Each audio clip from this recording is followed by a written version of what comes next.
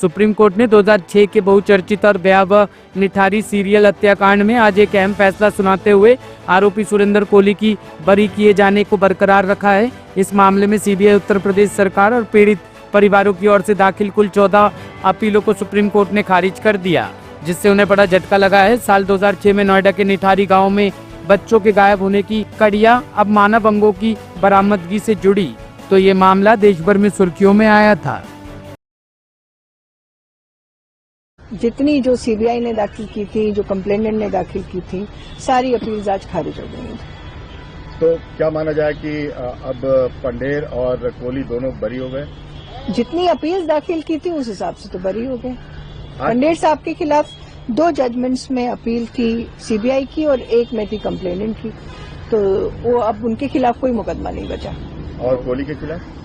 कोहली के जितने भी आज लगे थे जिसमें सीबीआई ने और कंप्लेनेंट ने दाखिल की थी, वो सारे बरी हो गए उसमें। जो हाई कोर्ट का जो ऑर्डर था जी, उसमें उन्होंने जो सीबीआई की तरफ से इन्वेस्टिगेशन किया गया था उस पर बड़े गंभीर सवाल उठाए थे, और वो सवाल आज भी जायज हैं। जी, वो इम्पोर्टेंट एस्पेक्ट्स बहुत सारे छोड़ दिए गए हैं। तो क्या सुप्रीम कोर्ट ने भी इस बारे में कुछ कहा? क्या हुआ है इसलिए? क्योंकि वो इसलिए नहीं कह सकते क्योंकि ये अपील एक्विटल के अगेंस्ट थी।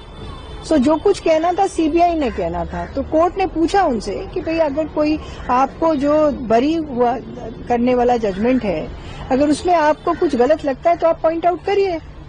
तो उस पे कोई ऐसा आर्ग्यूमेंट रखा नहीं जो कि कोर्ट को इम्प्रेस कर सके, तो वो बरी हो गए। मतलब तो इस आदेश का हम ये मतलब लगाएं कि मोनिंदर सिंह पंढेर जो हैं वो पूरी तरह से अब बरी हो गए? बिल्कुल, पूर्णतः। एक मामले में सिर्फ अभी जेल में है, बाकी में सब में बरी है, ऐसा मेरी जानकारी है उनके मुकदमों के बारे में। यानी जिस एक मामले में वो जेल में, उसमें सुप्रीम कोर्ट ने भी लाइफ सेंटेंस क्लियर किया था, तो यानी एक मामले में उसको लाइफ सेंटेंस वो एग्जिस्ट करता है, वो जेल में है, और बाकी जो मामले थे उनमें बरी हो गए। तो इसकी वजह क्या थी? क्या कोर्ट ने पाया कि इसको इसके पिटीशन? कोर्ट के पास वजह देने का कारण नहीं था ना, क्योंकि अपील सीबीआई की थी।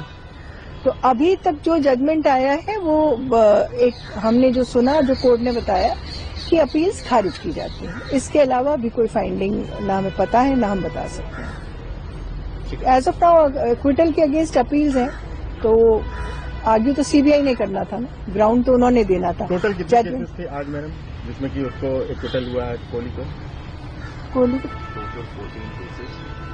I think 13।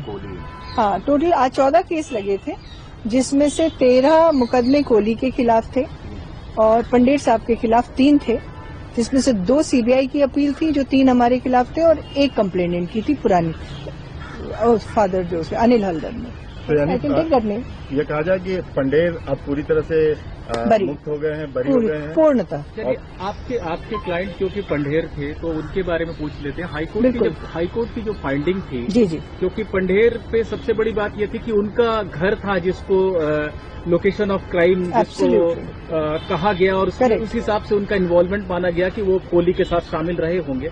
हाईकोर्ट की क्या फाइंडिंग थी? सीबीआई की जांच में क्या हाईकोर्ट ने? सीबीआई की जांच जो थी ना, आप हाईकोर्ट की फाइंडिंग पे बाद में जाते हैं। सीबीआई की जांच ये कहती थी कि पंढेर साहब घर पे नहीं थे जब ये हादसे हुए। उनके पीछे ये सब अगर हुआ, कुछ भी हुआ या नहीं हुआ, पंढेर साहब उस दिन, उस वक्त, जिस वक्त ये कहना उनके कंप्लेंट के द्वारा कि इस समय हुआ, उस वक्त mister Pandher was not in, most of the times not even in Noida. तो वही बात हाईकोर्ट ने मानी भी, अफर्म भी करी।